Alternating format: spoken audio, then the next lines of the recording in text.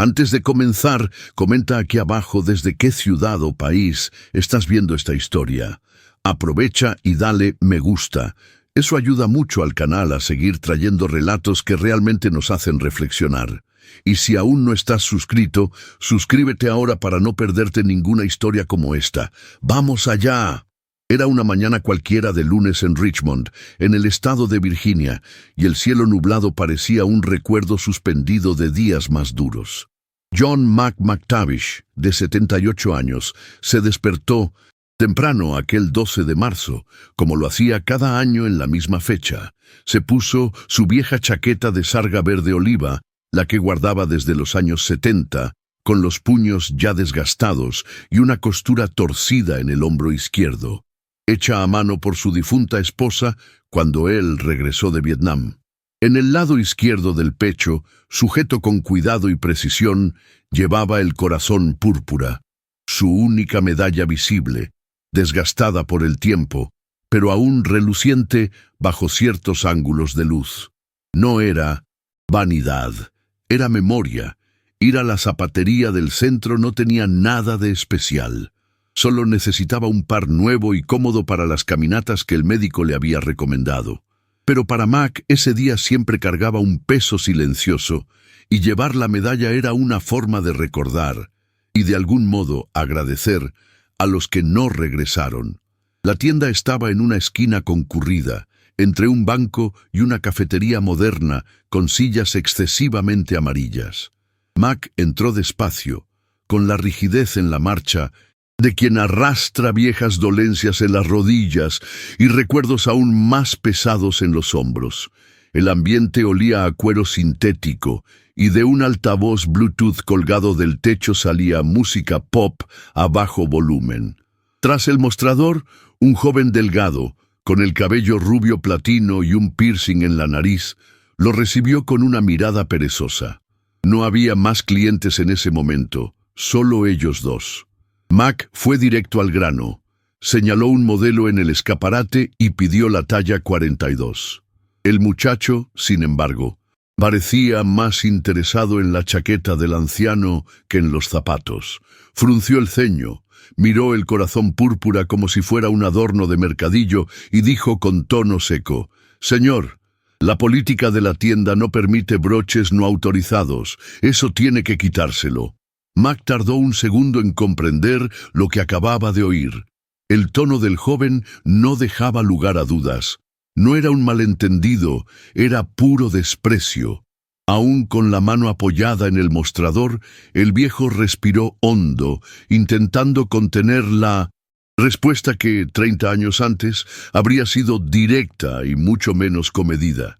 Instintivamente llevó la mano hasta la medalla, como si pudiera protegerla de lo que vendría después. «Esto no es un broche», dijo con voz baja, casi ronca, pero firme. «Es un corazón púrpura, lo gané en Vietnam. Fue por resultar herido en combate». El chico esbozó una media sonrisa burlona. Levantó una ceja con fastidio y contestó algo como: «Aún así, no puede usar símbolos personales.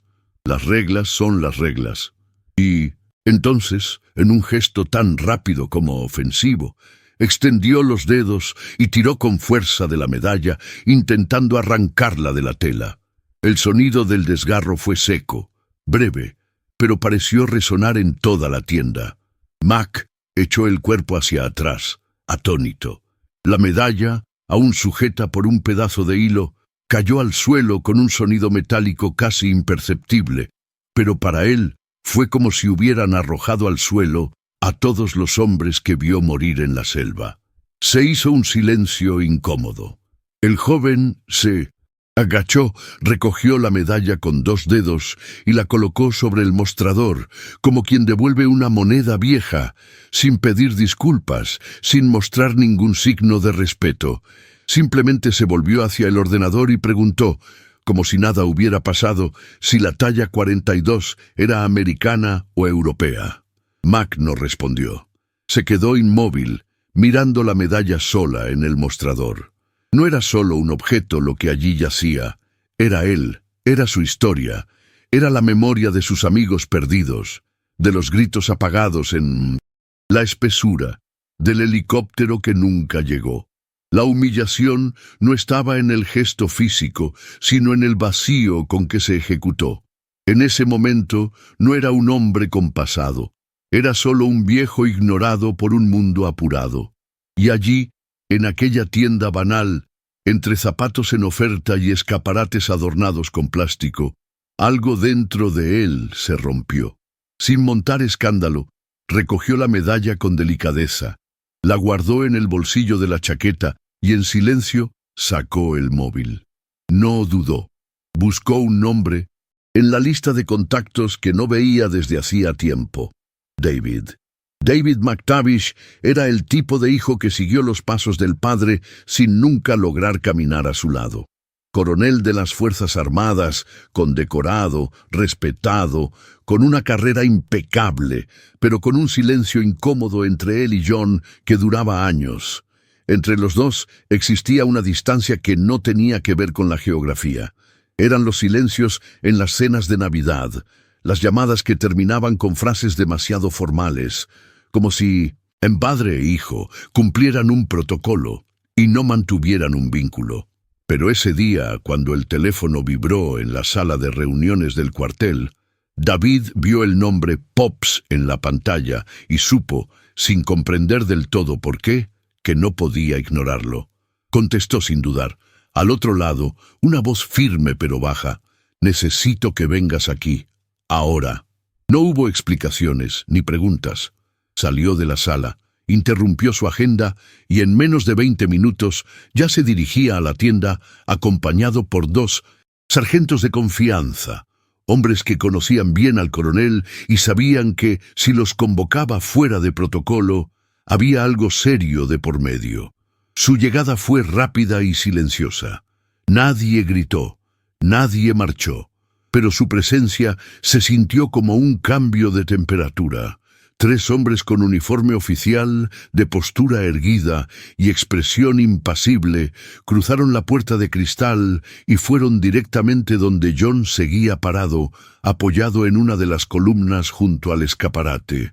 El joven dependiente, que ahora jugueteaba con el móvil con desgana, alzó la vista y tardó unos segundos en entender lo que estaba pasando. El coronel David McTavish no miró directamente al chico. Saludó al padre con un leve toque en el hombro, observó la chaqueta rasgada y la ausencia de la medalla, y luego se volvió hacia el mostrador. La autoridad en su voz no era teatral, se había forjado en décadas de mando. ¿Quién aquí le arrancó la medalla del pecho a un veterano condecorado? Preguntó con un tono que llenó la tienda sin necesidad de alzar demasiado la voz. El silencio fue inmediato. El muchacho tragó saliva, intentó balbucear algo sobre normas internas, pero no logró completar la frase.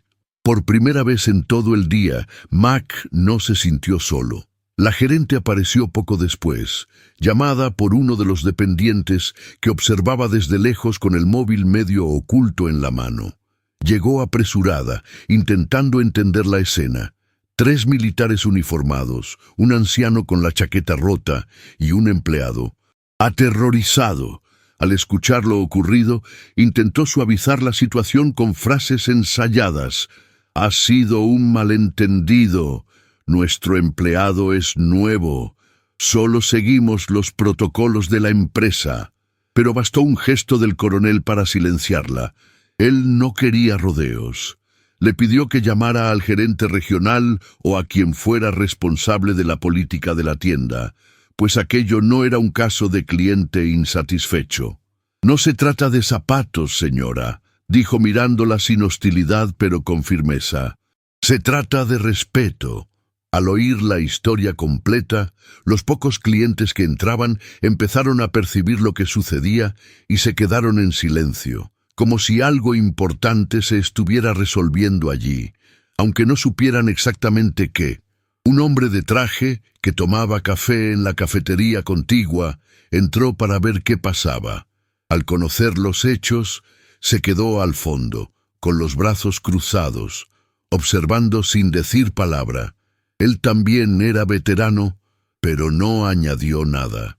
Al empleado que había Arrancado la medalla, se le ordenó abandonar el puesto de inmediato. Mientras tanto, uno de los sargentos fue al coche y regresó con una pequeña caja azul que contenía una réplica oficial del corazón púrpura, recién pulida y reposando sobre un paño de terciopelo morado.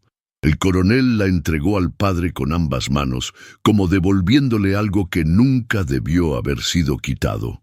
No hubo palabras, solo una mirada entre ambos, un gesto breve, pero cargado de algo antiguo y difícil de describir. Orgullo, tal vez, o arrepentimiento, quizá una disculpa silenciosa por todos los años de distanciamiento. John recibió la caja con un leve asentimiento, casi avergonzado, como si no se sintiera digno de atención. Pero toda la tienda percibió ese instante. La tensión cambió de dueño. Ya no provenía del agravio, sino del silencio lleno de significado entre padre e hijo, que tras tantos años finalmente parecían verse de verdad. El coronel solicitó entonces, de manera directa y formal, que se registrara una denuncia por falta de respeto a un veterano condecorado. También pidió que la tienda emitiera disculpas por escrito en papel membretado, reconociendo el error cometido contra John McTavish. La gerente vaciló. Miró a su alrededor buscando apoyo, pero entendió que no había espacio para disculpas vacías. Se retiró para hacer algunas llamadas. Durante ese tiempo, nadie abandonó la tienda. El silencio era denso. El joven que lo había provocado fue visto afuera, fumando con mano temblorosa, evitando cualquier mirada. Dentro, el ambiente había cambiado. Esa tienda, normalmente llena de conversaciones distraídas y promociones de calzado, ahora era escenario de una pequeña restitución de dignidad en tiempo real. Cuando la gerente regresó, traía una carta recién impresa, aún con la tinta húmeda. Se la entregó a John con gesto tímido. Él no contestó de inmediato. Leyó en silencio, párrafo a párrafo, entrecerrando los ojos en algunos pasajes hasta llegar a la firma final. Guardó el papel doblado en el bolsillo interior de la chaqueta, donde antes llevaba la medalla, y simplemente dijo: «Gracias». Antes de irse, David pidió un momento a solas con su padre. Caminaron juntos hasta la acera, y por un instante parecieron dos hombres conversando como cualquier otro padre e hijo, pero había algo distinto en la mirada de David. Ya no veía al viejo terco que se rehusaba a salir de casa, sino a un hombre que había sobrevivido a cosas que él mismo, como militar, respetaba profundamente. «No estás solo», dijo, posando con suavidad la mano en el hombro de su padre. John asintió sin responder. No hizo falta. El gesto de su hijo valía más que 1000 palabras. Luego, los sargentos regresaron al vehículo y el coronel se despidió con un apretón de manos firme. Nada más, se dijo. Mac se quedó allí, mirando cómo el coche doblaba la esquina. Solo entonces volvió a entrar en la tienda. La gerente, visiblemente conmovida, le ofreció los zapatos de forma gratuita como gesto de reparación. Él los rechazó al principio, pero acabó aceptándolos, no por vanidad, sino porque entendió que aceptar una disculpa también puede ser una forma de enseñar. Salió con los zapatos nuevos en una bolsa de plástico y la medalla en el bolsillo, caminando despacio, sin prisa por volver a casa, pero llevando consigo algo más valioso que cualquier producto en estantería. Al llegar a casa, Mac colocó la bolsa sobre la silla de la cocina y se sentó con cuidado, mientras sus rodillas protestaban como siempre. Sacó la medalla del bolsillo y la dejó sobre la mesa, justo en el centro, donde el sol de la tarde entraba por la ventana e iluminaba la superficie metálica llena de arañazos. Pasó varios minutos en silencio. No pensaba en frases grandilocuentes ni en grandes reflexiones. Pensaba en cosas sencillas: el olor de la tierra húmeda en Quesan, los nombres de los compañeros que nunca regresaron, el estruendo de la explosión que jamás olvidó, incluso después de tanto tiempo. También Recordaba la última conversación con David antes de esa mañana, cuando discutieron por política y cortaron la llamada en plena frase. Tantas palabras pronunciadas que ahora parecían inútiles frente a lo que realmente importaba. La visita de su hijo no había reparado todos los años de silencio, pero había roto algo que impedía cualquier intento de acercamiento. Y eso, para él, ya era mucho. Esa misma tarde, Mac recibió una llamada de un amigo de la guerra, alguien con quien no hablaba desde hacía meses, tal vez más. El vídeo de lo ocurrido, grabado discretamente por un cliente, ya circulaba en grupos de veteranos. La imagen era clara: la chaqueta rota, la medalla en el suelo, la entrada de los militares, el silencio reparador. El amigo no dijo mucho, simplemente comentó: «Hoy honraste a todos, sin alzar la voz». Mac no supo qué responder. Más tarde se acostó con la televisión encendida, sin prestarle atención. La carta de la tienda seguía doblada sobre la mesa, y la medalla, por primera vez, descansaba dentro de la cajita azul que le había dado su hijo. No lloró, pero hubo algo diferente en la forma en que sus ojos quedaron fijos en el techo, como si al fin hubiera reencontrado un lugar en el mundo que incluso él mismo había olvidado. En los días siguientes, Mac recibió llamadas de personas que ni recordaba que sabían su número. Algunos compañeros del servicio, otros conocidos de las ceremonias anuales, e incluso un reportero local que pidió una entrevista. Esa la rechazó sin dudar. No quería convertir el dolor en titular, pero algo lo sorprendió de verdad. David llamó 2 veces esa semana. No para resolver papeleos ni fijar citas, sino simplemente para conversar. Habló de su madre, del perro que tuvieron cuando él era niño, e incluso preguntó si el padre había conseguido arreglar el sistema de sonido del coche que siempre fallaba. Eran charlas sencillas, casi banales, pero para Mac sonaban extraordinarias. La medalla le había sido arrancada con violencia por quien ignoraba su valor, pero al mismo tiempo le había devuelto algo que creía perdido: la conexión con su propio hijo. La vergüenza pública que sintió en esa tienda aún dolía, pero venía acompañada de algo raro: la sensación de que, por primera vez en mucho tiempo, lo habían visto de verdad. Un domingo por la tarde, decidió ponerse los zapatos nuevos y caminar hasta el parque, como el médico le había recomendado meses atrás. El día estaba seco, el cielo despejado, y se sorprendió con la comodidad del calzado, discreto pero firme. Se sentó en un banco de madera junto al lago y vio a niños correr, parejas pasear, gente con auriculares y prisa. Nadie reparó en él, y esta vez no le importó. Ser invisible a veces es una bendición. El mundo no se detiene por una medalla ni por una injusticia, pero saber que alguien, en algún lugar, especialmente su propio hijo, recordaba lo que aquello significaba, ya era suficiente. Pasó los dedos por la cajita azul en el bolsillo de la chaqueta, como comprobando que seguía allí, y estaba íntegra, firme, tal como debía ser. El lunes siguiente, Mac volvió a la tienda. No tenía ninguna necesidad práctica de hacerlo. No necesitaba más zapatos ni pasaba por allí de camino a ningún sitio. Simplemente sintió que debía cerrar ese ciclo de la manera correcta. Se puso la misma chaqueta, ahora con la costura remendada por la vecina del tercer piso, una señora que siempre ofrecía tarta de manzana en los festivos. Llevó la medalla en el bolsillo, pero esta vez no la colocó en el pecho. Al entrar, notó que el joven empleado ya no estaba. En su lugar, una chica sonriente le preguntó si necesitaba ayuda. Mac agradeció, dijo que solo paseaba y caminó hasta la parte trasera de la tienda, donde había un pequeño letrero que rezaba: «El respeto forma parte del uniforme». Eso no estaba allí la vez anterior. Sonrió apenas, y no en tono de ironía. Aquello, aunque pequeño, representaba algo. Un reflejo quizá de que ciertas marcas persisten donde menos se espera. Al salir, pasó junto al escaparate y se vio reflejado en el cristal. Un anciano, sí, pero erguido. Un viejo con las manos firmes en los bolsillos y la mirada directa.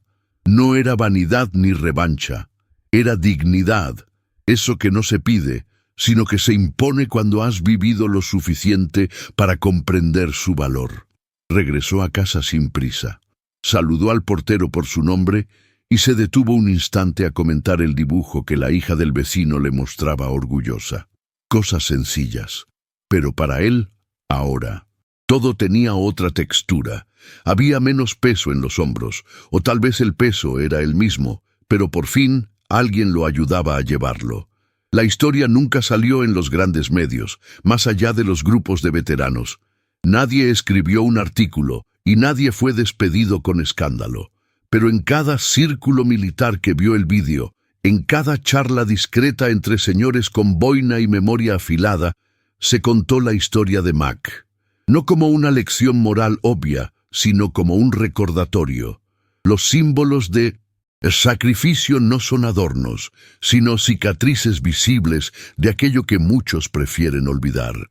Y en un mundo donde el silencio suele triunfar, aquella pequeña escena en una tienda común fue, para muchos, una forma de resistencia.